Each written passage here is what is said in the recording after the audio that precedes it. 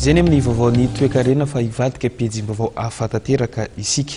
Herinandro izay no nitokona tsy niasa ireo mpitsara manerana ny nosy.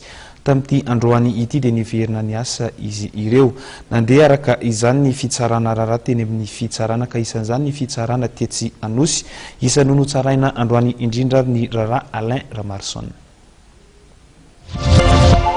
Niverina niasa ireo mpitsara androany taorian'ny fitokonana naharitra herinandro. Nisy noho izany ny fitaom-pitsarana teny amin'ny lapam-pitsarana ambaratonga voalohany anosy. Anisan'ny raharaha notsaraina androany ny raharaha Alain Ramaroson. Tafiditra amina raharaha roa dia ny famarotana tany teny Ambohimangakely sy androany fotsy ity mpanao politika ity. Tsy mbola nisy ny fanapana nataon'ny fitsarana momba ireo raharaha ireo. Ny 20 volana Jolay izao vao amoaka dity ny fitsarana momba ny raharaha Ambohimangakely ary nahemotra ny voalohany volana Aogositra ny fitsarana ny raharaha androany fotsy. Vita zany fitokona ny SMS sy mpitsara dia nandeha niresaka raharaha Alain Ramaroson. Dia fijery azy aloha dia isorana aloha ny fitsarana satria nandroso ny dossier rehetrarehetra.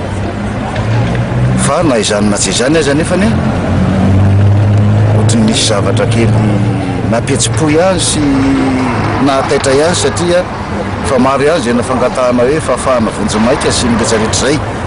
Dia kanja moa izay moa ny resaka fitsarana dia hoe averina amin'ny 25 juin izao 25 juillet izao zany ny fitsarana amin'ny raharaha anankiray dia première oa ny valim-pitsarana ndraiky io.